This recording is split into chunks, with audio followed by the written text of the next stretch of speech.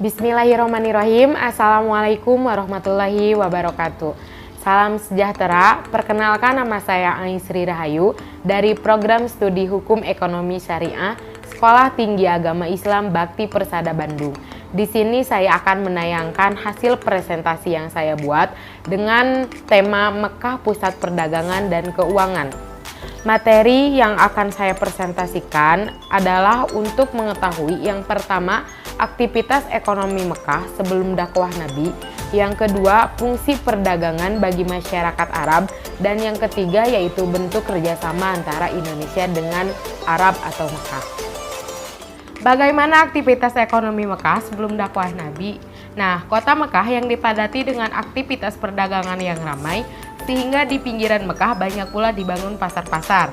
Di antara pasar terbesar adalah Pasar Uqaj yang menjual beraneka ragam komoditi. Pasar ini tidak hanya dikunjungi oleh orang-orang Quraisy, melainkan juga raja dan semua pangeran dari seluruh wilayah semenanjung Arab. Di Pasar Uqaj pun kerap diadakan pameran. Para pedagang memamerkan barang-barang dari Persia, Ram, dan negeri-negeri asing lainnya. Di Uqaj terdapat pula mimbar-mimbar khusus tempat kompetisi kepiawaian para penyair Arab. Namun sayangnya pasar ini tidak hanya menyediakan hal-hal yang baik saja. Pasar Uqaj merupakan tempat penjualan budak-budak yang beraneka macam ras, mulai dari budak Ethiopia yang hitam, budak dari bangsa Aram yang putih, dan budak Persia yang merah, dan budak-budak lainnya yang berasal dari India, Mesir, dan juga perempuan dari Asia Tengah. Profesi yang berbeda, warga kota Mekah juga dipandang lebih istimewa oleh orang-orang Arab lainnya karena kedudukan mereka sebagai warga kota suci Mekah. Keistimewaan ini tertulis di dalam firman Allah Subhanahu wa Ta'ala.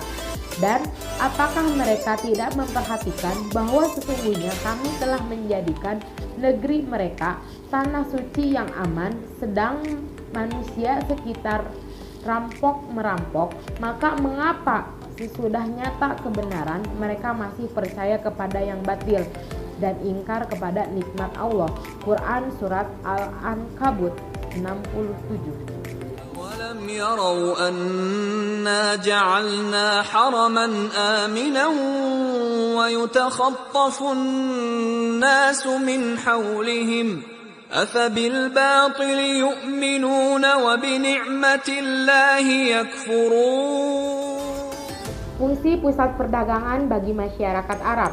Pusat perdagangan bukan hanya sebagai tempat transaksi perdagangan saja, tetapi juga pusat pertemuan para pakar sastra, penyair, dan orator.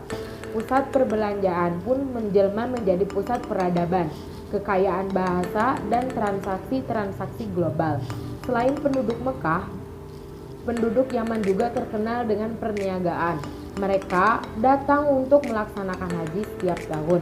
Orang-orang Arab memiliki pusat-pusat perdagangan yang terkenal seperti Uqaj, Mijanah, dan Julmajaz. Fungsi pusat perdagangan bukan hanya sebagai tempat transaksi perdagangan, tetapi juga menjadi pusat pertemuan para sastrawan, penyair, dan orator. Tak hanya itu, Pasar Uqaj juga tidak berhenti dalam hiruk-pikuk bisnis semata.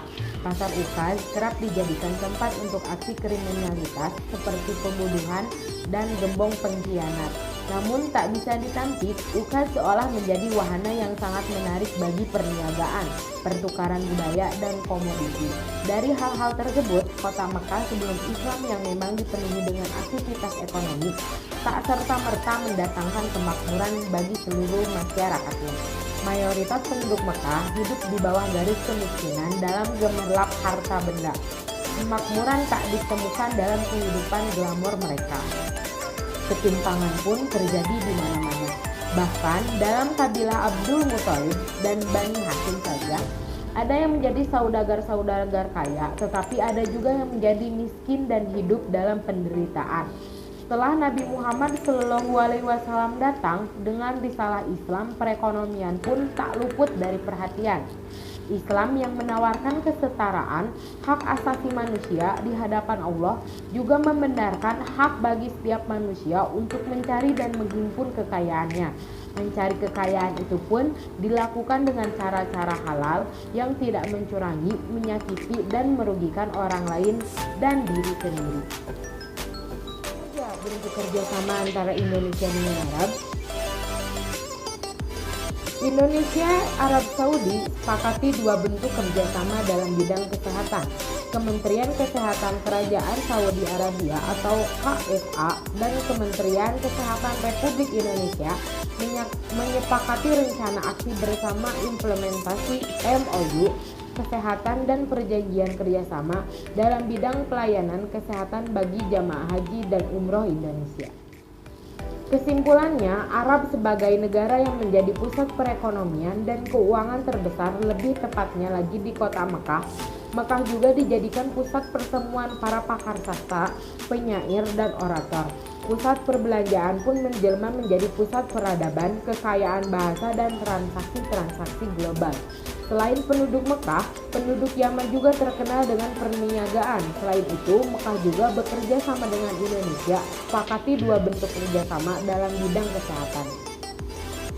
Kementerian Kesehatan Kerajaan Saudi Arabia atau KSA dan Kementerian Kesehatan Republik Indonesia menyepakati rencana aksi bersama implementasi MOU kesehatan dan perjanjian kerjasama dalam bidang pelayanan kesehatan bagi jamaah haji dan umroh Indonesia.